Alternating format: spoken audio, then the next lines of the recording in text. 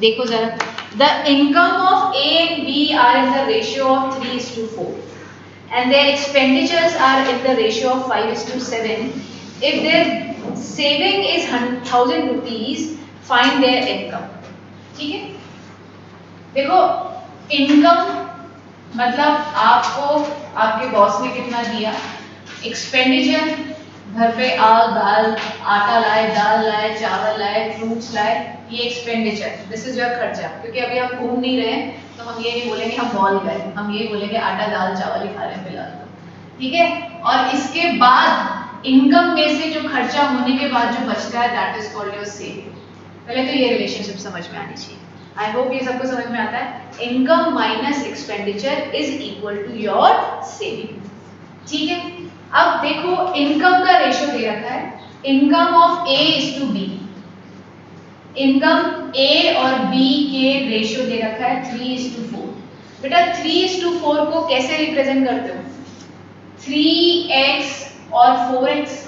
3:4 का मतलब क्या है भैया, इनमें कोई कॉमन फैक्टर था जो कट गया, ठीक है, कॉमन फैक्टर था जो कट गया। पहली बात ये समझ लो, क्योंकि कुछ लोगों को लग रहा होगा कि ए की इनकम 3x तो बी की इनकम 4y, ऐसा नहीं करना है। इनकम किस रेशियो में, 3:4। 3:4 मतलब 3/4। हम इसको जब नंबर में कन्वर्ट करते हैं तो हम x क्यों लगाते हैं, because there was a common factor जो कि कट गया। जैसे कि एक की इनकम थी इतनी और दूसरे की इनकम थी इतनी, मतलब इतनी इतनी कितनी हुई, 600 रुपए और 800 रुपए। बट जब इसका रेशियो निकालोगे तो सिंपलेस्ट रेशियो क्या आया, 3:4। तो कॉमन फैक्टर क्या था, 200 काट दिया। अब समझ में आया, दिस इज इस तरह सिंप्लीफाइड करके मैं नहीं बता सकती, है ना। ये मेरे ख्याल से सब बच्चों को अब समझ में आ गया था कि हम रेशियो को जब x बताते हैं, what is that x, x is that common factor जो कि काट दिया। अब एक्चुअल मनी तो उनकी कितनी थी, 600 और 800, 200 कट गया तो उनका सिंपलेस्ट फॉर्म में रेशियो आ गया। ये इनकम का रेशियो है। अब दूसरा बच्चों हम देखते हैं एक्सपेंडिचर। एक्सपेंडिचर मतलब खर्चा, खर्चा, ठीक है। एक्सपेंडिचर का मतलब खर्चा, आपने कितना पैसा खर्चा, तो कितना खर्चा, वो भी रेशियो आपको दे रखा है 5:7। तो ऑब्वियसली ये नया रेशियो है तो इसके नए फैक्टर्स होंगे तो 5y और 7y, 5y और 7y नया एक्सपेंडिचर। ये x अलग फैक्टर था, ये y अलग फैक्टर। अब दोनों a और b की अलग इनकम अलग एक्सपेंडिचर, बट दोनों की सेविंग सेम दे रखी है 1000 रुपए, ठीक है। ये क्या है, ये ₹3x है, ये क्या है ₹5y है। ये अब रुपीस में कन्वर्ट हो गया जब आपने इनको x और y से मल्टीप्लाई कर दिया। Now they have become their income and expenditure. तो a की इनकम है 3x, उसका खर्चा है 5y, तो उसकी सेविंग कितनी हुई 1000। फर्स्ट आपकी इक्वेशन बन गई है। एग्जैक्टली b की इनकम है 4x, एक्सपेंडिचर है 7y, सेविंग कितनी हुई 1000। मेरी ख्याल से सबको समझ में आया होगा। I hope, let me know, वापस से रिपीट करना है तो। देखो इक्वेशन आपकी बन गई है, सॉल्व आप लोग करते रहना, ठीक है। पूरी ऊपर से हमने थ्योरी से स्टार्ट किया है ना बच्चों, क्लियर है। हाँ, ये देवेश जैन के नाम से कौन बच्चा है,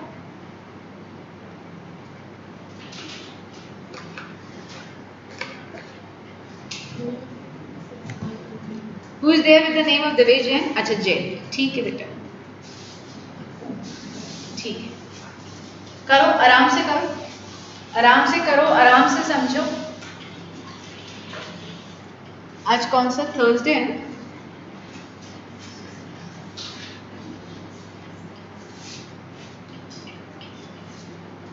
डन। 13 ऑल्सो, हाँ 11 पूछ लिया, 12 पूछ लिया, 13, कोई 14 भी पूछ लो भाई, 14 भी पूछ लो। हाँ जी, बढ़े आगे चले। हाँ हाँ 14 राशना पूछ रही है, अक्षिता पूछ रही है, दीपांशी पूछ रही है और अस्मी पूछ रही है, ठीक है भैया। तो अब हम सीरियल वाइज चलेंगे। चलो, इज दिस क्लियर? अक्षर क्लियर है, वंश समझ में आता है, ठीक है। मेरे को सबका हाँ चाहिए। जिनका हाँ नहीं आ रहा मतलब उनको समझ में नहीं आ रहा। समझ नहीं आ रहा तो बेटा मैं यहाँ पे खड़ी हूँ, मेरी ड्यूटी है समझाने की और आपकी ड्यूटी है पूछने की, ठीक है। जिसको भी समझ में नहीं आ रहा है प्लीज लेट मी, ठीक है। मैं ये नहीं चाहती कि कोई भी बच्चा नेग्लेक्ट हुए, मैं कर भी नहीं रही हूँ। और अगर आप नेग्लेक्ट फील कर रहे हो कि यार पता नहीं मैं पूछूं या नहीं पूछूं, बट ऐसा मत करो बेटा। Everybody is open. मैं आपकी क्लास लंबी क्यों ले रही हूँ, उसका सबसे बड़ा रीजन ही यही है कि हर एक बच्चे का डाउट मुझको केटर करना है, ठीक है। हर एक बच्चा मेरे लिए उतना ही कीमती है और हर एक के फुल मार्क्स चाहिए मुझे। तो I am giving my time. अब उस टाइम को आपको कैसे यूज करना है वो आप दें, है ना। मैं खड़ी हूँ यहाँ पे, जितनी देर बोलोगे उतनी देर खड़ी रहूंगी, जितनी क्लासेस बोलोगे उतनी क्लासेस ले लूंगी, आपके डाउट सारे बता दूंगी।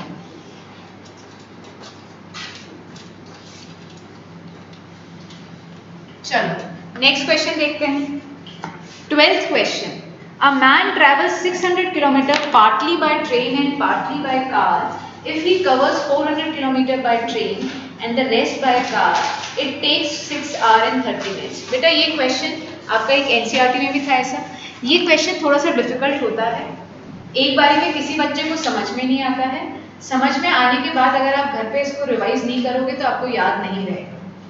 ये एक बहुत ही जेन्युइन बात बोल रही हूँ मैं। अभी देखो इसको पढ़ रही हूँ, मेरे दिमाग में भी अभी इसके स्टेप्स बन रहे हैं। दिस इज द क्वेश्चन जो मेरे दिमाग में बना नहीं हुआ है and I am taking this class from 22 साल। तो जस्ट इमेजिन कर लो कि दिस क्वेश्चन इज समथिंग, ठीक है। तो थोड़ा सा ध्यान देंगे। एक a man travels 600 kilometre, 600, partly by train partly by car.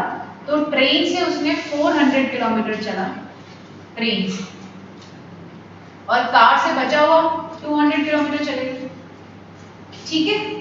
और पूरी जर्नी उसने कितनी देर में खत्म करी? 6 hours and 30 minutes में जर्नी खत्म होती है। But if he travel 200 kilometre by train, 200 kilometre उसने अगर ट्रेन से कवर किए होते और 400 किलोमीटर बचा हुआ, ऑब्वियसली अब किससे होगा? कार से होगा। तो उसको कितना समय लगा होता? ही टेक हाफ एन आवर मोर, मतलब इसके अंदर आधा घंटा और जोड़ दो, 7 घंटे हो जाएंगे। ये 6.5 घंटे हैं, तो अब हम खाली 7 घंटे ही लिखे, ठीक है। तो ये कह रहा है find the speed of train and car. So T of train and T of car. बेटा ये जो डिस्टेंस और टाइम दे रखा है उससे हम क्या करेंगे, ये हम लेके चल रहे हैं। टाइम निकालना, क्या निकालना, मैं गलत लिख दिया, speed, sorry speed, I am sorry, speed of train को आप x ले लो, स्पीड ऑफ कार को आप y ले लो, ठीक है। इसका मतलब क्या है? कांस्टेंट, ट्रेन एक कांस्टेंट स्पीड से मूव कर रही है, ठीक है। एक ही स्पीड निकालनी है, तो पूरी रास्ते में जितने घंटे भी आप ट्रेन में बैठे हो, ट्रेन की स्पीड ना घटी है ना बढ़ी है। कौन सा फॉर्मूला लगाएंगे? Speed equals to distance upon time. ये चीज दिमाग में आनी चाहिए। तो ट्रेन का रास्ता, हाँ जी बच्चों, प्लस कार के रास्ते, इन दोनों का टाइम मिलके कितना बनता है? 6 घंटे, 6 hours plus half hour. Half hour कैसे आया बेटा? 60 से डिवाइड कर दिया, तो 6 + 1/2, ठीक है। 6 + 1/2 को आप 2 6 12, 12 + 1 क्या लिख सकते हो? ऐसे लिख सकते हो ना, 6 1/12 can also be written as 13/2। Clear है बच्चों? ठीक है। अब इसी तरीके से इधर भी होगा, तो पहले हम इसको सिंप्लीफाई कर लेते हैं। T of train, speed equals to होता है डिस्टेंस अपॉन टाइम, तो टाइम इक्वल्स टू कितना हो गया? Distance upon speed. इधर ट्रेन में कितना डिस्टेंस कवर किया? 400, कितने की स्पीड से? x की स्पीड से। कार में कितना डिस्टेंस कवर किया? 200, कितने की स्पीड से? y से। टोटल समय कितना लगा? 30 13/2। पहली इक्वेशन बन गई। दूसरी इक्वेशन 200 किलोमीटर डिस्टेंस ट्रेन से with the speed of x, 400 kilometre car से with the distance of y and total समय कितना लगा 7 घंटे। ये ट्रेन का टाइम, ये कार का टाइम, दोनों को ऐड करके टोटल टाइम आ रहा है क्या समझ में? देखो बच्चों, देखो, और 1/x 1/y which mean these equations are not in the linear form, तो बच्चे सब लोग क्या करेंगे, इसको रिड्यूस करेंगे। हाँ जी बच्चों, देखो, यस एवरीवन, क्लियर है?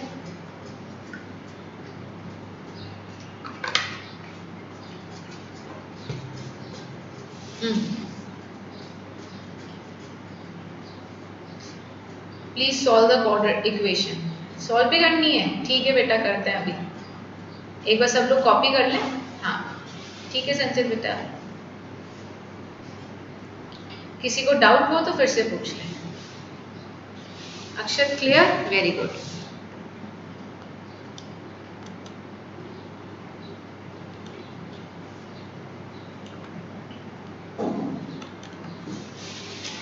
Ma'am till here is correct but problem in calculation. देख लेते हैं बेटा, वो अनुष्का भी कह रही है सॉल्व करने के लिए, तो मैं देख लेती हूँ। कॉपी हो गया क्या? बताना बोर्ड पे। हाँ हो गया, हो गया, चलो।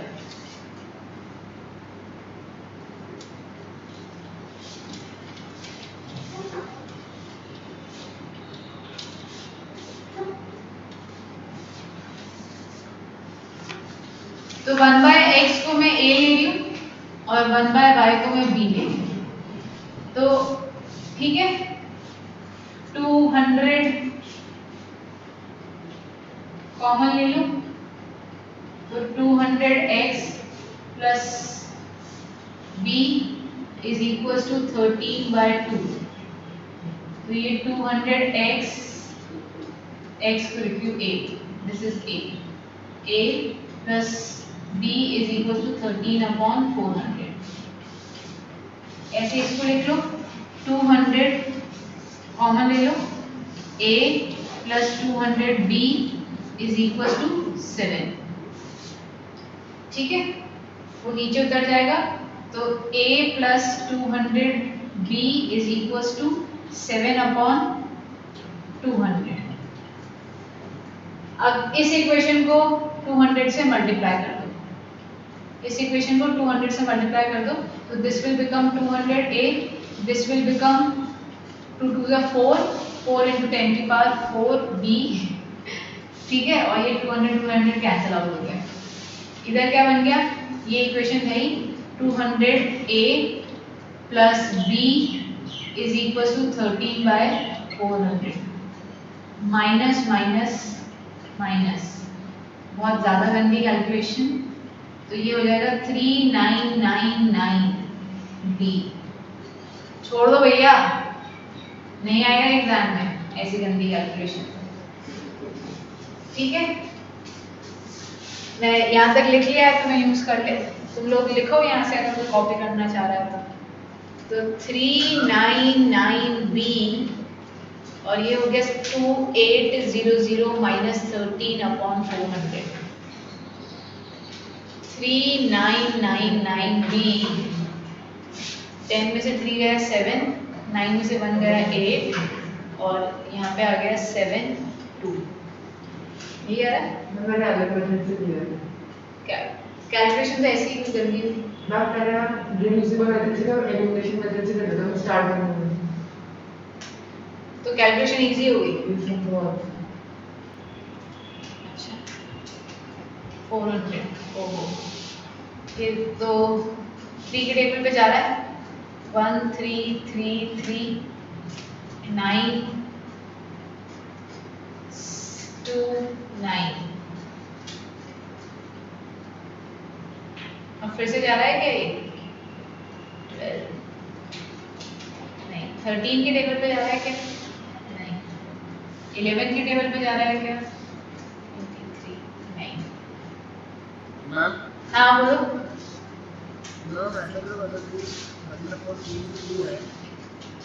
अरे भव्य, तुम्हारा माइक वाइक ठीक कराओ यार, फुल वॉल्यूम में भी तुम्हारी आवाज़ ही नहीं आती मुझे। एक मिनट रुको, मेरे को मैं फुल कर रही हूँ उसके बाद। हाँ अब बोलो। मैं ये कह रहा हूँ कि हम 30/2 जैसे क्यूब को ट्रांसपोज भी कर सकते हैं, तो ये प्लस 400d हो जाएगा। 13/2 को कहाँ करूँ? 13/2 में 2 को ट्रांसपोज कर सकते हैं, 2 को यहाँ पे ट्रांसपोज करोगे ना 2। अच्छा इससे कैंसिल, क्या मतलब मुझे समझ में नहीं आ रहा। मतलब 400 ये क्वेश्चन है। हाँ, मैं इसको अपनी तरीके, मेरे को एक्चुअली तुम्हारी आवाज़ एक तो बहुत, तुम अपना माइक ठीक करवाओ बेटा, वहाँ पे बहुत धीरे आवाज़ आती है, इनको बिल्कुल स्क्रीन के पास आके भी समझ में नहीं आता। एक मिनट, मैं इसको दूसरे मेथड से करने की कोशिश कर रही हूँ। आपने इक्वेशन तो बनाई रखी है ना, let me see with the other equation, कुछ ऐसे दूसरे तरीके से देखते हैं।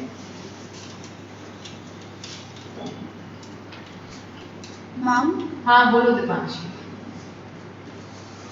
मैम इसमें b की वैल्यू 1/e आती है। क्या?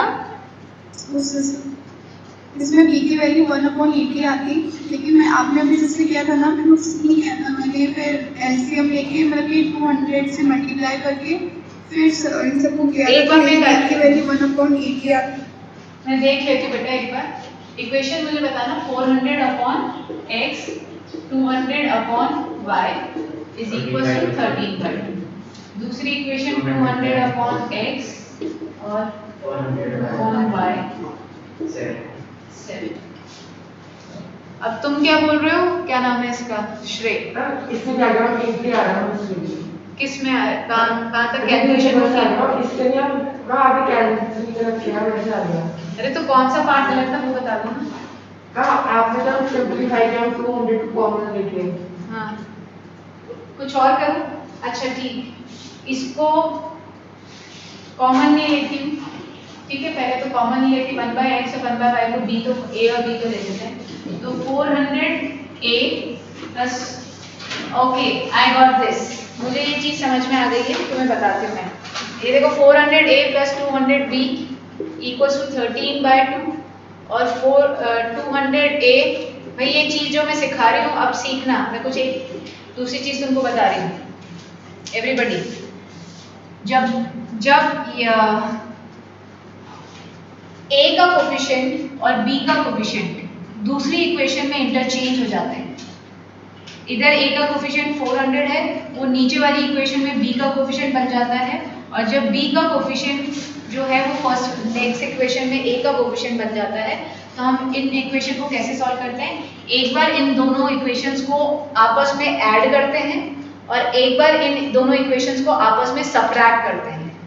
ठीक है, मेरी शीट में एक ऐसा क्वेश्चन भी होगा जिसके अंदर पहली वाली इक्वेशन में x का कोफिशिएंट वो दूसरी वाली इक्वेशन में y का कोफिशिएंट बन रहा है। मैं तुम्हें ऑप्शनल के अंदर दिखाऊंगी ये क्वेश्चन, और ये स्कूल एग्जाम में आता है, तो सुन लेना। इस क्वेश्चन को करने की स्ट्रैटेजी क्या होती है, जब x का कोफिशिएंट नीचे दूसरी b का कोफिशिएंट बन रहा है, तो पहले तो इन दोनों इक्वेशन को एक बार ऐड करो, तो ये हो गया 600a प्लस 600b, और ये कितना हो जाएगा, इन दोनों को ऐड करोगे तो बताओ जल्दी से, 13/2 प्लस 7, 2 7 14, 27/2। अब इसको इसमें से सबट्रैक्ट करो, तो ये हो जाएगा 200a प्लस 200 माइनस 200b, ठीक है, इसको इसमें से सबट्रैक्ट कर रहे हैं, तो 200a माइनस 200b, और 13/2 में से आप 7 को सबट्रैक्ट करेंगे तो -1/2, ठीक है, ये आएगा। अब ये जो इक्वेशंस हुई है, हाँ बेटा, अब जो ये इक्वेशंस जो आई है, इनको आप क्या करोगे, इनको हम रिजॉल्व करेंगे, तो इनको रिजॉल्व करने के लिए क्या करोगे, इस पूरी इक्वेशन को हम 3 से मल्टीप्लाई करते हैं, 600 में कन्वर्ट हो जाएगा, तो दिस विल बिकम 600a, मैं फिर से समझा दूंगी, everybody concentrate over here, 600b equals to -3/2, ये this is your first equation. अब इसको इसमें से सबट्रैक्ट कर दो, मतलब ऐड कर दो, simple 600b is equals to 27/2, ये कैंसिल आउट हो गया, ये हो गया 1200a, और इन दोनों को ऐड किया, 27 में से 3 निकाला चला गया 24/2, 24/2 इज 12, तो a की वैल्यू कितनी आ गई 12/1200, दैट इज 1/100, 1/100 इज 1/x, तो x की वैल्यू 100 किलोमीटर पर आवर।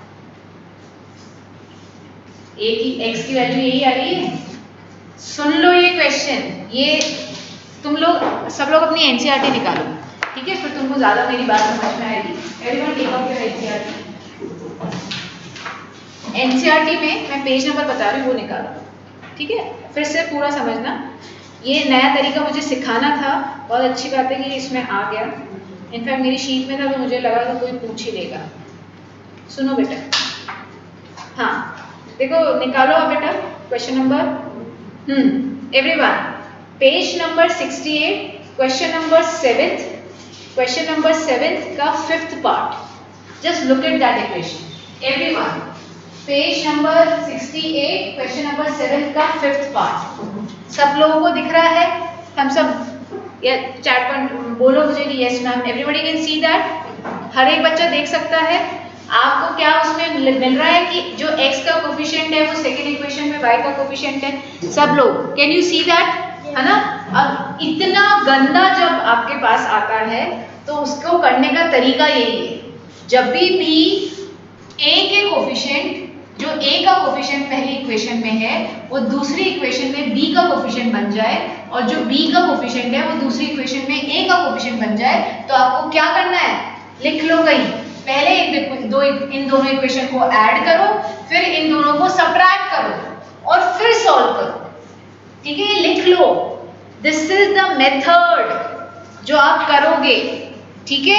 ये जो आपका ऑप्शनल का 7th क्वेश्चन का 5th पार्ट है वो और कोई मेथड से नहीं होगा, किसी भी मेथड से नहीं होगा, this is the only method जिससे आपको ये करना रहेगा। इसमें सारी वो वाली शीट नहीं है जो मैंने दी थी। हाँ क्या बोल रहे हो बेटा दीपांशी? मैम आप जैसे एक बार 27/2 उस वाली इक्वेशन के बाद आपने क्या किया, एक बार कैसे? हाँ मैं समझा पूरा देती हूँ। थैंक गॉड तुमने ये नहीं बोला कि मैम मैं मेरा प्रोसीजर सुन लो तो मैं बता दी, ठीक है। इन दोनों को ऐड किया तो ये बन गया, फिर इन दोनों को सब्ट्रैक्ट किया एवरीबॉडी, ये सब्ट्रैक्शन के बाद रिजल्ट है। 400a में से 200a गया 200a, 200b में से 400b गया तो -200, क्योंकि पहली इक्वेशन को दूसरी में से सब्ट्रैक्ट कर, मतलब दूसरी इक्वेशन को पहली में से सब्ट्रैक्ट करती हूँ, और 13/2 में से 7 गया तो -1/2 बचा। तुम एलसीएम लेके इतना तो कर लेना, मैं इतना तो रिजल्ट साथ डायरेक्ट लिख लूँ ना, -1/2। अब मेरी पहली जब इन दोनों को ऐड किया था तो ये इक्वेशन बन गई थी, सब्ट्रैक्ट किया तो ये इक्वेशन बन गई, तो इन दोनों को मुझे रिजॉल्व करना है। मैंने इस इक्वेशन को 2 से मल्टीप्लाई कर दिया तो ये भी 600 हो गया, ये भी 600 हो गया, फिर मैंने इस इक्वेशन को और इस इक्वेशन को ऐड कर दिया और एक का आंसर आ गया बढ़िया तरीके से। बताओ बच्चों, मैं ऑप्शनल वाला क्वेश्चन करवा रही हूँ अभी, जिससे कि आपको और क्लियर हो जाएगा। क्लियर है क्या? मैं इसमें तो पक्का चाहती हूँ आप लोगों को समझ में आया या नहीं, ये मेथड है ना। पहले तो ये इक्वेशन तो शायद समझ में आ गई थी, इक्वेशन के बाद हमारा मेन जहाँ पे अटके थे वो ये वाला पार्ट था। मैं एक क्वेश्चन करा रही हूँ जिससे और क्लियर हो जाएगा। देखो भव्य, अगर आपका इसी मेथड से मतलब करेक्ट आ रहा है तो अच्छी बात है ना, मल्टीप्लाई कर सकते हैं। तुम जो पूछ रहे हो कि 2 को मैं उधर जाके मल्टीप्लाई कर दूं तो आप बिल्कुल कर सकते हो, ठीक है बेटा, बिल्कुल कर सकते हो। मैम हाँ बोलो मानी। मैम हमने इसमें जो बाद में इक्वेशन आई थी मुझे सब्ट्रैक्ट करने के बाद तो फिर हमने इसको 3 से मल्टीप्लाई किया था, क्योंकि बेटा अब आपकी पहली इक्वेशन ये है और दूसरी इक्वेशन ये है, जो ऐड करके इक्वेशन आई और जो बच्चे सब्ट्रैक्ट करके आई, अब इसमें एलिमिनेशन लगाना है। अभी अब 2 इक्वेशन बनी हैं जिसके अंदर आपको एलिमिनेशन लगाना है, तो एलिमिनेशन लगाने के लिए किसी का कोफिशिएंट सेम करना पड़ेगा, इसलिए 3 से मल्टीप्लाई करती है। Okay ma'am got it. हाँ, और किसी को कोई और डाउट? यस दीपांशी, अक्षता है ना, अक्षर, वंश बेटा तुम्हारा जोश काफी लो हो गया है,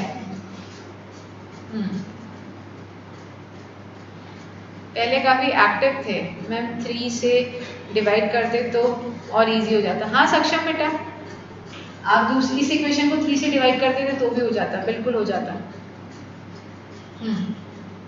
पलाश शौर्य क्लियर है? आयुषी बेटा क्लियर? अनिका क्लियर है? चलो एनसीईआरटी का, हाँ क्या एनसीईआरटी का अपन मैं तुम्हें करवा रही हूँ जिससे कि फटाफट तुम्हारा रिवीजन हो जाएगा। रब कर दूँ इसको, है ना? रब करें बेटा? चलो दूसरा भी देखना है ना इस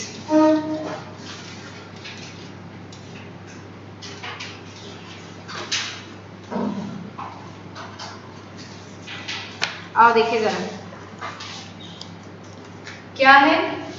152x minus 378y is equals to minus 74 और minus 378yx plus 152y is equals to minus 604। ठीक है, ये क्वेश्चन है, दिस इज द क्वेश्चन। क्या करेंगे, आपने क्या देखा, जो x का कोफिशिएंट है वो नीचे वाली इक्वेशन में y का कोफिशिएंट बन रहा है, जो y का कोफिशिएंट है वो नीचे वाली इक्वेशन में x का कोफिशिएंट बन रहा है।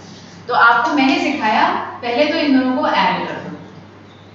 तो देख लो 378 में से 152 को सबट्रैक्ट करोगे, ये हो गया 6, ये हो गया 2, 226। ठीक है, तो माइनस 226 x, यहाँ पे भी माइनस 226y और इन दोनों को ऐड कर देंगे प्लस 876। ठीक है, ये 3 के टेबल पे जा रहा है, ये पूरी इक्वेशन 3 के टेबल पे जा रहा है। 3 से 3 माइनस ही होगा, सॉरी प्लस करना है, साइन नेगेटिव आएगा। इस पूरी इक्वेशन को माइनस 3 से डिवाइड कर दो, नहीं इस पूरी इक्वेशन को 226 से डिवाइड कर दो, माइनस 226 से। इस पूरी इक्वेशन को माइनस 226 से डिवाइड कर दो, माइनस 226 माइनस 226। तो यहाँ पे क्या बचेगा, खाली x प्लस का y और इधर बचेगा 3। ठीक है, ये 3 की टेबल पे चला गया। बस इतनी सी एक इक्वेशन बन गई है।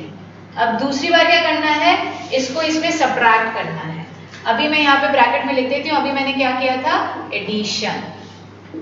अब मैं फिर से इक्वेशन लिख रही हूँ, 152 minus 378y x minus 74 minus 378x plus 152y is equals to minus 604। अब माइनस माइनस माइनस, बेटा minus minus will become plus, इन दोनों को अब ऐड करोगे 0 3 5x, ये माइनस 530x और ये माइनस माइनस प्लस हो गया। तो इस बार आपको 604 में से 74 को सबट्रैक्ट करना है। 10 में से 7 गया 3 और यहाँ पे 530। मेरे ख्याल से सबको दिख रहा है, पूरी इक्वेशन 530 पे से डिवाइड हो रही है, तो आपका result x minus y equals to 1। Now अब तो क्वेश्चन क्या रह गया है, हलवा, जो कि खा लो। ठीक है, चलो हिमाद्री ने हलवा खा लिया है, उसको आ गया है। Is this clear now?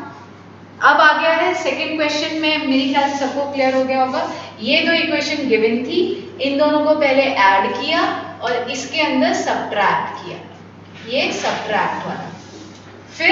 फिर दो इक्वेशन बनी। अब इन दो इक्वेशन में अब मस्त तरीके से जो भी करना हो एलिमिनेशन और सब कुछ क्रिस्टल क्लियर। ठीक है, एक और करने से फायदा एक्चुअली यही होता है बेटा, अगर पहले वाला आधा आया है तो दूसरा एक क्वेश्चन करते ही वो पूरा हो जाता है। ठीक है, हाँ क्लियर है? ठीक है, ये याद रखेंगे क्योंकि जब भी x का कोफिशिएंट नीचे जाके y का कोफिशिएंट बनता है, उनमें ये ऐसे गंदे नंबर्स ही दे रखे होंगे, बड़े बड़े ही दे रखे होंगे। इसका और कोई मेथड नहीं है, आप समय बर्बाद करते रहोगे और ये करते ही you will save a lot of money and lot of time. Money क्यों बोल रही हूँ मैं, a lot of time and lot of your mind straining activity जो थी, आपका माइंड स्क्वीज होने से बच जाएगा और आपका समय बच जाएगा, तो आप और क्वेश्चंस कर पाओगे। ठीक है बच्चों, हो जाए तो बता देना बेटा, किसी को डाउट है तो बता देना, किसी को डाउट है तो बता देना। है क्या, है किसी को?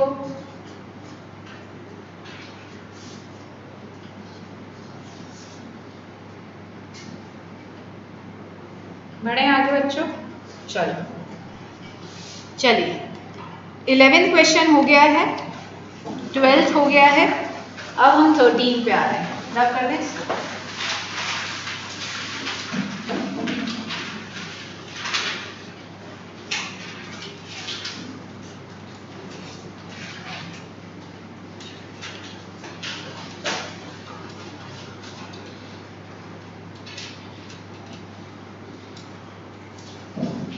हाँ जी, 12th question, sorry 13th question क्या है? The sum of the numerator and denominator of a fraction is 4 more than twice the numerator. Find both numerator and denominator. When both numerator and denominator are increased by 3, there are in the ratio 3:2:3. Determine the fraction. Easy easy आराम तरीके से पढ़ते हैं। पहले तो fraction किसे बोलते हैं? ये फ्रैक्शन है। Fraction is x upon 1. अब the sum of the numerator and denominator of a fraction. Numerator और डिनोमिनेटर का सम is 4 more than twice the numerator. ठीक है, बिल्कुल ब्रेक करके पढ़ोगे तो स्टेटमेंट बनेगी। The sum of the numerator and denominator, the sum of numerator and denominator is 4 more than twice the numerator. तो इक्वेशन क्या बन गई? x को चाहिए इधर ले आओ, -x plus y equals to 4. This is equation 1. दूसरी पढ़ो। When both numerator and denominator are increased by 3, increased by 3 मतलब by का मतलब क्या होता है? x plus 3 या x into 3? x plus 3 ही कर रहे हैं। x plus 3 और y plus 3 कर दिया है दोनों में, तो न्यूमरेटर का रेशियो क्या आ गया? 2:3। ये सेकेंड इक्वेशन क्रिस क्रॉस कर लो, 3x plus 9 2y plus 6. So this will give you 3x minus 2y is equals to minus. This is your second equation. Anushka answer दे रही है 5/9। श्रेय का अलग आ रहा है। फ्रैक्शन ही बताते हैं, x is to y fraction. हाँ, दीपांशी का भी 5/, सक्षम का भी 5/9, तो 4 इतने बच्चों का आ रहा है तो करेक्ट ही है। ठीक है ठीक है ठीक है, क्लियर है? वापस समझाने की जरूरत है? ये अक्षता आपका भी यही आ रहा है। हाँ, फिर से ये वाला स्टेटमेंट, न्यूमरेटर और डिनोमिनेटर दोनों को, निशा आपको आ रहा है समझ में? दोनों को x से मतलब 3 से इंक्रीज कर दिया, मतलब 3 ऐड कर दिया, तो अब नया फ्रैक्शन क्या है? 2:3। ठीक है, चलो नेक्स्ट क्वेश्चन की तरफ स्विच करें। हो गया बच्चों?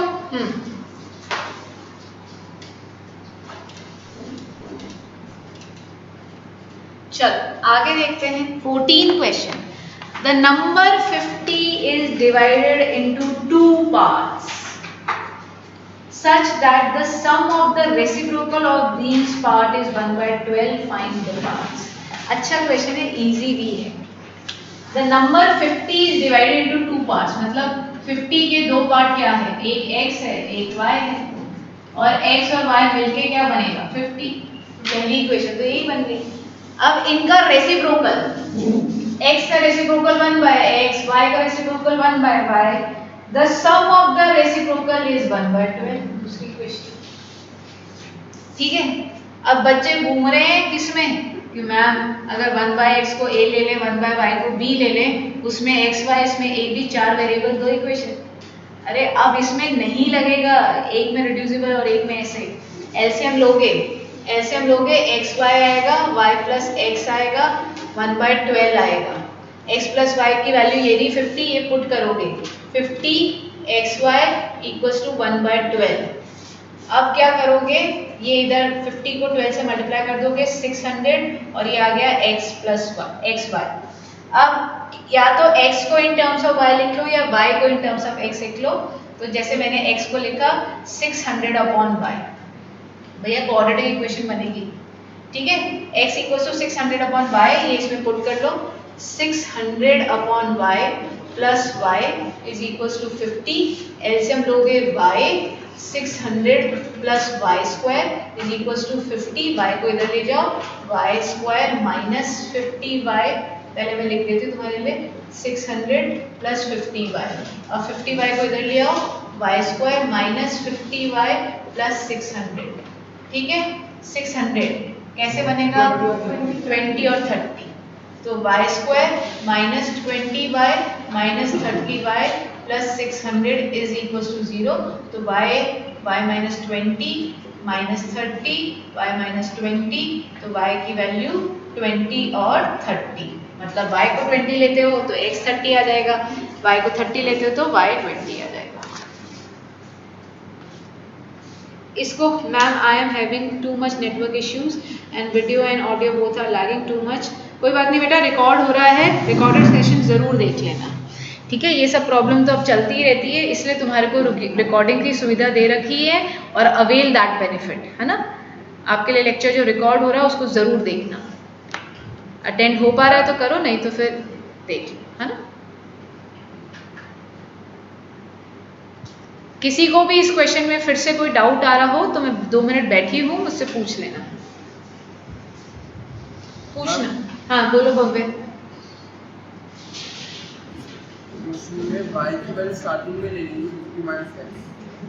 बेटा लीनियर इक्वेशन है तो आपको x और y तो बनाना पड़ेगा, है ना, अगर जैसे ये क्वेश्चन भव्य ऐसे रैंडमली आता, मतलब पूरे जब आपको पूरे फुल कोर्स का टेस्ट हो रहा होता, इसमें क्वाड्रेटिक और लीनियर दोनों है, तो हमें चैप्टर स्पेसिफाइड ही नहीं है, तो अब आप इसको चाहे क्वाड्रेटिक से करो या लीनियर से करो, है ना। स्वस्ति देखो बेटा, 50 के 2 पार्ट्स लिए x और y, मतलब दोनों को ऐड करेंगे तो 50 बनेगा, उन पार्ट्स का रेसिप्रोकल 1/x 1/y, इनके रेसिप्रोकल को ऐड किया तो 1/12 बना, ये 2 इक्वेशंस हो गई।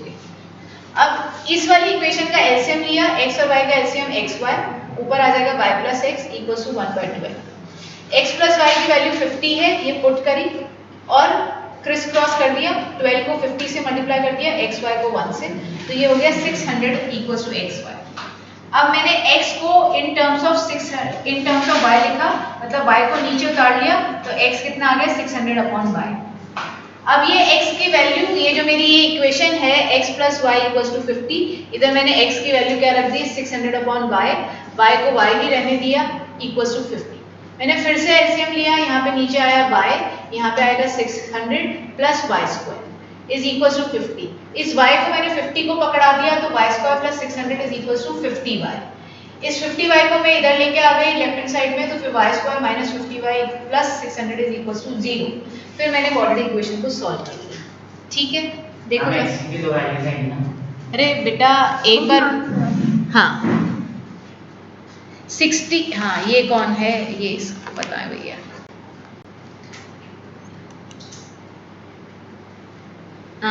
अक्षता, अक्षता हमारे ये जो हमने 60 और 10 लिया है, ये हमने इसलिए लिया है क्योंकि हमको splitting the middle term clear नहीं है। पहली बात तो हमारा नंबर क्या है 50, तो डेफिनेटली एक नंबर 10 और 60 हो ही नहीं सकता। अब तुमने मिस्टेक कहाँ करी है, मैं अपने स्टूडेंट्स को जब स्प्लिटिंग द मिडिल टर्म सिखाती हूँ तो उनको बताती हूँ ax² plus bx plus c। कितने बच्चों को पता है कि अगर c पॉजिटिव होता है तो बीच का नंबर 2 नंबर्स को ऐड करके बनता है, और जब c नेगेटिव होता है तो बीच का नंबर 2 नंबर्स को सब्ट्रैक्ट करके बनता है। तो देखो बेटा अक्षता, यहाँ पे 600 पॉजिटिव है, इसका मतलब जो बीच का नंबर बनेगा वो 20 और 30 को ऐड करके बनेगा। 20 और 30 विल गिव यू 600 मल्टीप्लाई करने पे, बट 20 और 30 ऐड करने पे 50 देंगे, ठीक 50 देंगे। आ रही बात समझ में? तो इधर -600 होता है ना अक्षता, तो मैं 60 - 10 लेती तो भी मुझे 50 मिलता। तो अगर तुम कह रहे हो कि मैम मैंने 60 और 10 लिया है तो आप गलत हैं। क्यों? क्योंकि क्योंकि यहाँ पे C की वैल्यू पॉजिटिव है, तो आपको बीच का नंबर जो मिलेगा दो नंबर्स को ऐड करके मिलना चाहिए। तो 30 और 20 को ऐड करोगे तो 50 बनेगा। अब क्लियर है अक्षिता आपका डाउट? हाँ, कोई बात नहीं अक्षिता, अब याद रखना जब C पॉजिटिव होता है तो बीच का नंबर दो नंबर्स को ऐड करके मिलता है, वो दो नंबर्स जिनको मल्टीप्लाई करोगे तो फिर से 600 मिल जाए आपको। हाँ तुम बोलो। का आंसर क्या था फ्रैक्शन का? 5/9 आएगा। सारे बच्चे बोल रहे हैं। तब x plus y is equal to 2 into x plus 4 equation बन रही थी। तब 5 plus 9 14 और फिर 5 plus 4 9 to the 18। मेरे को बाद में दिखा देना है ना। चलो ये वाली शीट अपनी हो गई है। अब ये वर्ड प्रॉब्लम ही कर रहे हैं तो इसका पहले वाला पेज भी ले लो, इसका पहले वाला पेज भी ले लो, ठीक है। अब 1 2 3 में डाउट पूछो। 1 2 3 इसमें से हो सकता है मुझे कुछ कटवाना भी पड़ जाए, बट लेट्स सी। 1 2 3 में डाउट पूछो। 1 2 3 वेरी गुड, बहुत बढ़िया। तो 1 और 3 यहाँ पे आ गए हैं, 2 हमारे सामने बैठे हैं। चलो स्टार्ट करते हैं, आओ बच्चों। हाँ 1 बता रहे हैं, 1 भी बता रहे हैं सक्षम, 2 भी बता रहे हैं, 3 भी बता रहे हैं, 4 5 6 का भी सोच लो इस पे, ठीक है।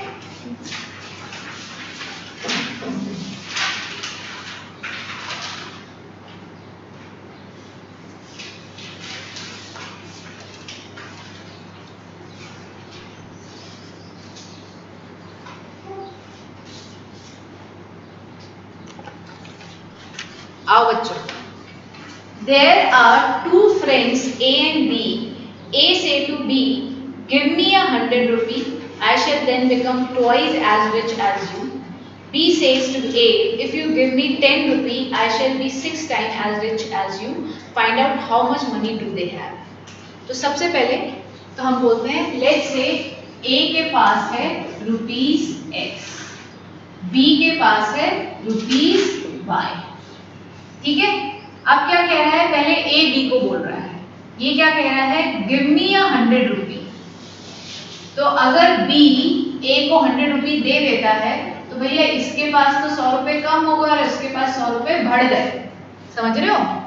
ए ने बी को बोला कि तू मुझे 100 रुपए दे, तो जो दे रहा है उसमें से माइनस कर दो और जो ले रहा है उसमें प्लस 100 कर दो। तो कहते हैं आई शेल देन, अब मैं क्या हो जाऊंगा, अब मैं जो जितना मनी तेरे पास है ना उसका डबल मेरे पास हो जाएगा। I will be twice as rich as you. ये पहली इक्वेशन बनी, x plus 100 equals to 2y minus 200, x minus 2y plus 300 is equals to 0। क्या आ रहा है समझ में? ठीक है, मैं फिर से अभी 3 बच्चे बिल्कुल पार्टिसिपेट नहीं कर रहे हैं येस मैम और नो मैम में, वो है पलाश, शौर्य और वंश। बच्चे आप नहीं कर पा रहे हो इट्स ओके, बट जब मैं समझा रही हूँ एटलीस्ट आपका टीचर ये जानना चाहेगा कि उन्होंने जो आपको दवाई दी है वो आपके लग भी रही है या नहीं, ठीक है। आई एम योर डॉक्टर और ये मेडिसिन है मेरी, तो भाई उसको खाओ और बताओ कि तुमको आ रहा है या नहीं आ रहा है। चलो आओ इधर, ओके मैम। हाँ जी मैम आपने y minus 100 क्यों लिया? इसमें मतलब अगर 2 मल्टीप्लाई होगा तो y से क्यों नहीं होगा, y minus 100 से क्यों होगा? मुझे तुम्हारी बात ही समझ में नहीं। क्वेश्चन बहुत ही आराम से बोल रहे हो बेटा, क्वेश्चन सुनो। गिव मी 100 रुपी, कौन बोल रहा है? ए। किसको बोल रहा है? बी को। बी बेचारा सीधा था, उसने कहा ठीक है ले ले। तो अगर उसने दे दिए तो 100 रुपए कम हो गए उसके पास, y माइनस 100, और ए ने ले लिए तो x के पास, ए के पास कितनी मनी होगी? x plus 100। अब क्वेश्चन कह रहा है, अब ए ही बोल रहा है कि अगर तूने मुझे 100 रुपए दे दिए तो मेरे पास जो नई मनी आएगी वो तेरे पास जो मनी रह गई उसकी डबल होगी। बताओ क्या दिक्कत आ रही है? ओके मैम, वो थोड़ा सा कंफ्यूजन था। ठीक है। अब B says to A, if you give me 10 rupees, अब B बोल रहा है, देखो मतलब तुम देखो B को मांगने में भी शर्म आ रही है, सिर्फ 10 रुपए मांग रहा है, ठीक है। एक ने 100 रुपए मांगे थे, सो B का कह रहा है कि if you give me 10 rupees, तो भाई A B ने बोला ए को कि तू मुझे 10 रुपए दे। तो भाई अब ए दे रहा है और बी ले रहा है, कितने? सिर्फ 10 रुपए। If you give me 10 rupees I should be 6 time as rich as you. तू जितने पैसे वाला है उसका 6 गुना मेरे पास पैसे आ जाएगा। तो अब क्या बना? 6x minus 60 is equals to y plus 10, that is 6x minus y minus 70 is equals to 0। बोलो आ गया क्या समझ में? This is equation 2, this is equation 1।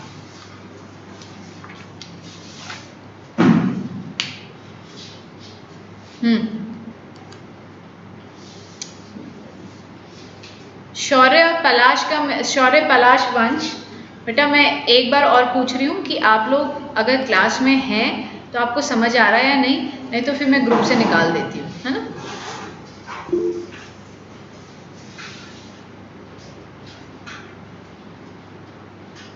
हाँ, और नहीं आ रहा है तो डाउट पूछ लो, उसके लिए you people are most welcome. तो अपन शौर्य को निकालते हैं क्योंकि शौर्य अपन को कुछ भी नहीं बता रहा है, तो लेट्स सी उसको निकालने से क्या होता है।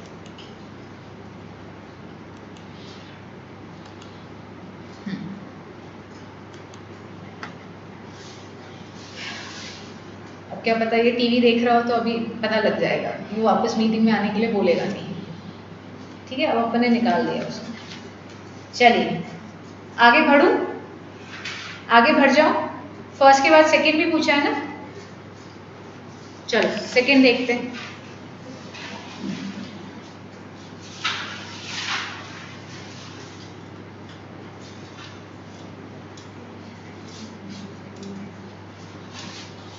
सेकंड क्वेश्चन क्या कह रहा है?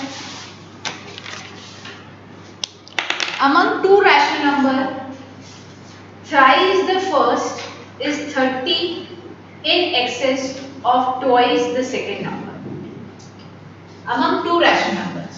तो दो रैशनल नंबर्स क्या हो जाएंगे बेटा? To rational numbers x and y। देखो जिन लोगों को भी शीट डिफिकल्ट लग रही है they should concentrate on their NCERT, और जिन लोगों को प्रैक्टिस चाहिए तो these are the new type of question, बस ये है। ठीक है, जिनको लग रहा है कि नहीं मैम बहुत डिफिकल्ट लग रही है तो एनसीईआरटी के वर्ड प्रॉब्लम को बार बार करो, क्योंकि आपके बोर्ड्स में 80 से 90% पेपर एनसीईआरटी का आता है, एनसीईआरटी जैसे क्वेश्चंस आते हैं। ठीक, तो एनसीईआरटी तो आपको 100% आनी चाहिए, तो पहला स्टेप तो पार करो, एनसीईआरटी तो करो। उसके बाद ये नहीं आ रही है तो कोई दिक्कत नहीं है। Among two rational numbers x and y, thrice the first, 3 times the first is मतलब equals to is 30 in excess twice the second number। बन गई equation. Thrice the first number is 30 in excess twice the number। If the sum of the first number and 1/3 of second number is 45, find the numbers। बन गई equation. Clear है बच्चों? लिख लो। देखो शौर्य अभी तक नहीं आया, इससे पता लग गया कि वो बैठा ही नहीं था सिर्फ। हाँ, जीटी खेल रहा होगा। GTA फुल फॉर्म क्या होती है इसकी? हाँ, ग्रैंड नाम ही समझ में नहीं आ रहा, इतना तो समझ में आ रहा है। थैंक यू बेटा। खेल रहा होगा का मतलब यही होता है, ग्रैंड थेफ्ट ऑटो। ये देखो ईशा बता रही है। हाँ बेटा वही चल रहा है, जब तो उसको देखो मीटिंग से निकालने के बाद भी समझ ही नहीं आ रहा है, तो आज देखो उसकी लगाते हैं बिल्कुल बिल्कुल, उसके घर में आग लग जाएगी आज। हमको ऐसे बच्चे बिल्कुल बैच में नहीं चाहिए। ठीक है, जो पेरेंट्स के साथ चीट कर रहे हैं, खुद के साथ चीट कर रहे हैं और टीचर के साथ चीट कर रहे हैं, और नुकसान इन तीनों में से सिर्फ एक जने का ही हो रहा है, उस बच्चे का खुद का। ठीक है, कौन क्या पूछ रहा है भाई? आशना गेम खेल रहा होगा। हाँ बेटा, सब लोग यहाँ पे बैठे वो यही बता रहे हैं। ठीक है, उन्होंने बताया कि वो ये वाला गेम खेल रहा होगा। जरा आज हम उनके पेरेंट्स को भी बता दें वो कौन सा गेम खेलते हैं। आप देखो ना उसकी खांसी, महीना भर हो गया ठीक ही नहीं हो रही बेचारी की खांसी, और टेस्ट देने आए थे तो एक बार भी खांसा ही नहीं।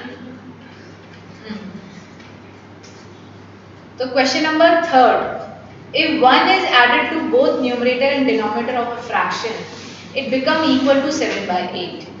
If however 1 is subtracted from both the numerator and denominator, it become equal to 6/7. ये किसने पूछा है? ये तो बहुत सिंपल है, कोई बात नहीं बताएंगे। तो भैया फ्रैक्शन होता है x by y। अब ये कहता है x में 1 ऐड कर दो और y में भी 1 ऐड कर दो तो फ्रैक्शन बन जाता है 7/8।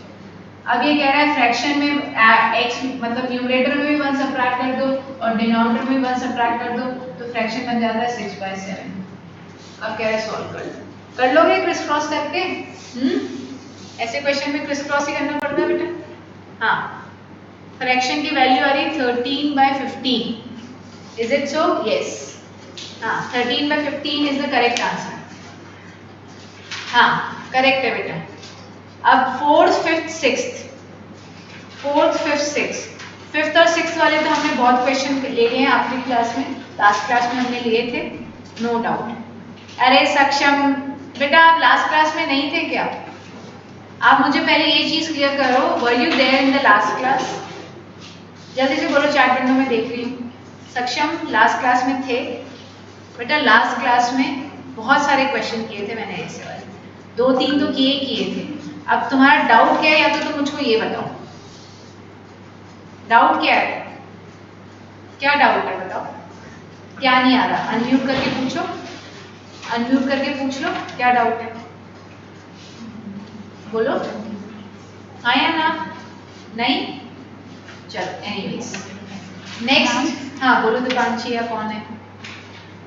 मैम जैसे ग्राफ में अपन कोई पॉइंट लेकर लाइन इंटरसेक्ट करिए और जैसे 3.3 और 3.4 है, तो अगर 3.3 है तो मतलब उसमें जब आंसर एक बार चेक करते हैं तो पॉइंट्स का थोड़ा डिफरेंस आ जाता है, 0.1 0.2 और 3.4 में ज़्यादा आ जाता है पॉइंट।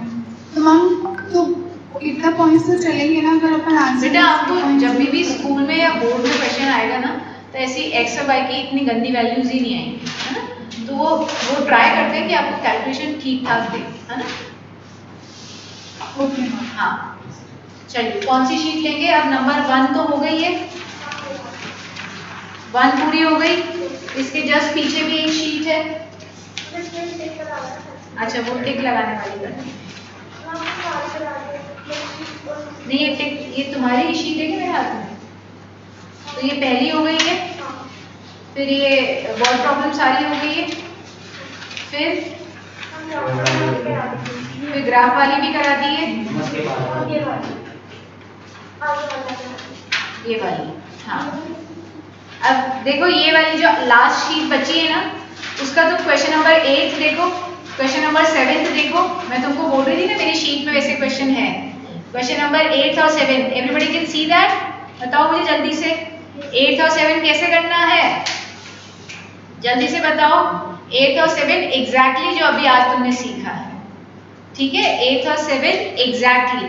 तो सब बच्चे 8 करके दिखाओ, मैं 5 मिनट आप लोग। 23x minus 29y is equals to 98.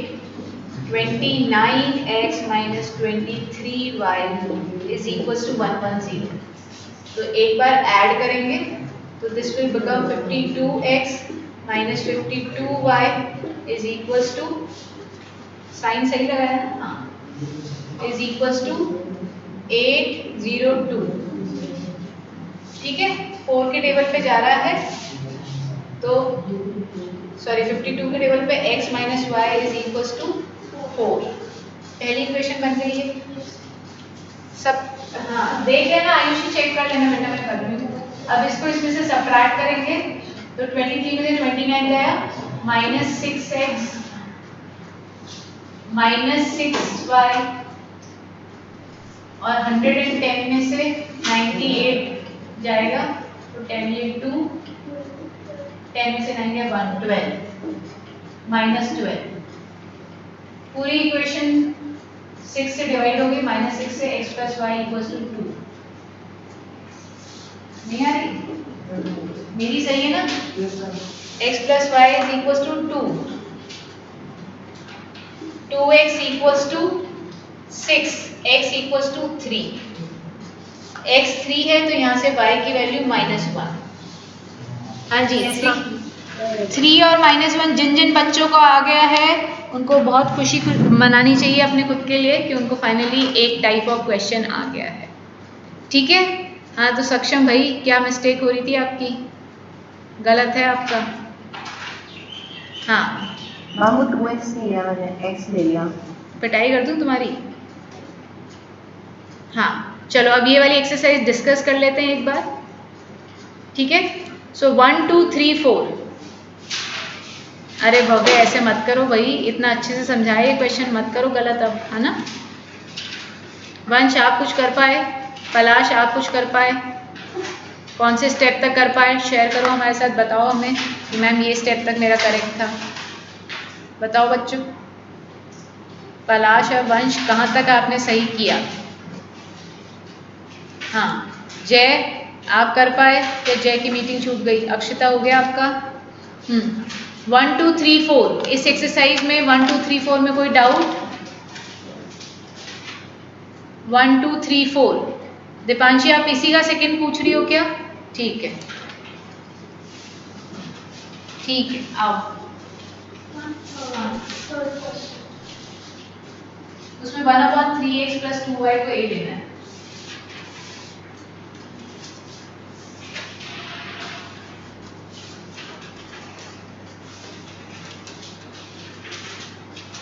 Dipanshi इस क्वेश्चन को दो इक्वेशन है, 2/x + 3/y is equal to 9/xy। पूरी इक्वेशन को xy से मल्टीप्लाई कर दो तो ये हो जाएगा 2y, ये हो जाएगा 3x और ये हो जाएगा 9। ठीक है? ऐसे ही 4/x + 9/y is equal to 21/xy। फिर से पूरी इक्वेशन को xy से मल्टीप्लाई कर दो, फिर से हो जाएगा 4y + 9x is equal to 20। अब कर लोगी? Now can you do this question? हाँ दीपांशी बेटा हो जाएगा? हाँ हाँ ठीक है। थर्ड क्वेश्चन देखो, 2/3x + 2y + 3/3x - 2y is equal to 17/5। असली इसमें 1/3x + 2y होल को a लेना है और 1/3x - 2y होल को b लेना है। फिर a और b की वैल्यू आएगी, फिर 3x - 2y और 3x + 2y की दो और लीनियर इक्वेशन बनेगी, फिर उनको सॉल्व करो। भाई अभी a की वैल्यू आएगी, लेट्स से a की वैल्यू आई 1/3, तो क्रिस क्रॉस करोगे तो एक इक्वेशन बनी। फिर इधर b की वैल्यू आएगी, फिर क्रिस क्रॉस करोगे a, फिर इनको सॉल्व करोगे तो x और y की आएगी। अभी इन दोनों इक्वेशन गिवन इक्वेशन में a और b पुट करोगे तो a और b की वैल्यू आएगी, है ना? ठीक है बेटा। आशना फोर्थ क्वेश्चन में पूरी इक्वेशन को u v से डिवाइड कर दो। जैसे जो दीपांशी ने पूछा उस क्वेश्चन में हमने x और y से मल्टीप्लाई किया, फोर्थ क्वेश्चन में u v से डिवाइड कर दोगे। Okay ma'am. है ना? तो वो हो जाएगा 1/u 1/b और फिर 1/u 1/b को आप a और b लोगे। मैं एक बार लिख देती हूँ, मैं लिख देती हूँ।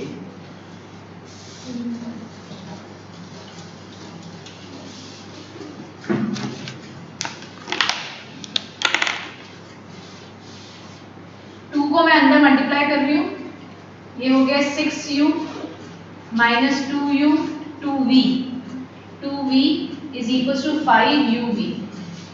पूरी इक्वेशन को uv से डिवाइड कर दो, uv uv uv, तो ये हो गया 6/b, ये हो गया 2/u और ये हो गया 5। अब आशना 1/u को आप x ले लो और 1/b को x ले लो और 1/u को y ले लो, फिर आपकी इक्वेशन बनेगी 6x - 2y = 5। ऐसे ही दूसरी इक्वेशन बनाओगे। अब आ रहा है क्या समझ में?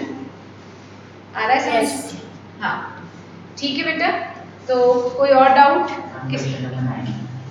1/√x को a ले लो, 1/√y को b ले लो। आगे कैलकुलेशन में दिक्कत आ रही है। 9th क्वेश्चन और देख लो एक बार।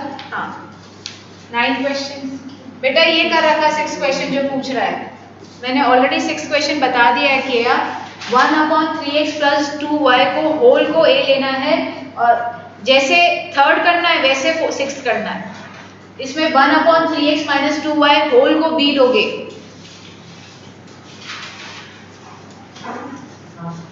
फिर भी नहीं आया तो मैं बता दूंगी, है ना, एक बार उससे ट्राई कर लो।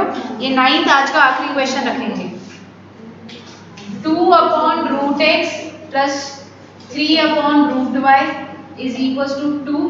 कुल मिला के 1/√x को a ले लो, 1/√y को b ले लो। तो अब मैं वही इक्वेशन डायरेक्टली लिख रही हूँ, 2a + 3b = 2 और दूसरी इक्वेशन 4a - 9b = -1।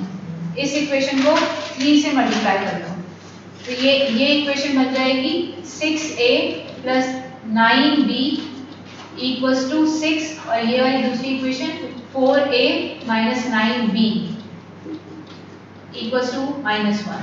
ये कैंसिल आउट हो गया, 10a = 5। a की वैल्यू आ गई 1/2।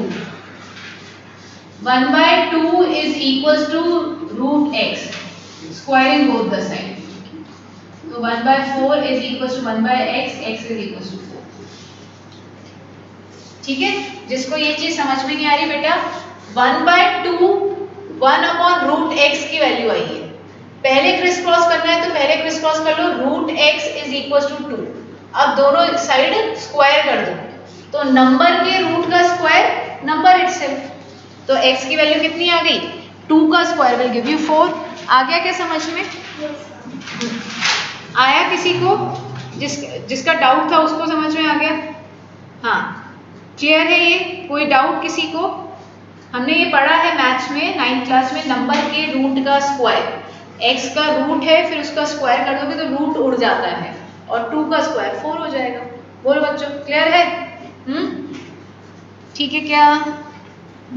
हाँ जी मैम जब एक क्वेश्चन हो कि नॉन जीरो सॉल्यूशन करना है तो उसमें जो a1/a2 जो है b1/b2 वो वाला अप्लाई करेंगे। Non zero solution yes ma'am. बेटा, नॉन जीरो सोल्यूशन तो इंटरसेक्टिंग भी हो सकती है, कोइंसिडेंट भी हो सकती है।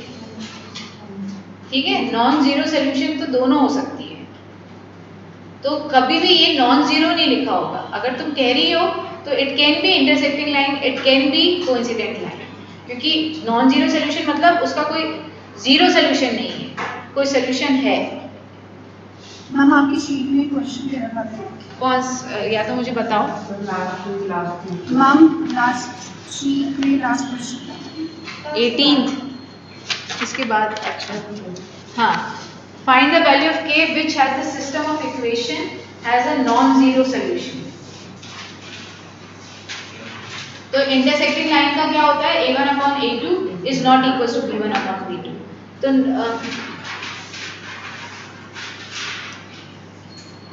हाँ, तो इसको आप उससे ही करो, आपकी कोइंसिडेंट लाइन से। ठीक है, तो 3/k = 5/2। तो 3/k और 5/2 करोगे तो बस आ जाएगा 1/2 4 आ जाएगा, 3 आएगा, k = 6 आएगा, 6। ठीक है, a1/a2 = b1/b2 से कर लो।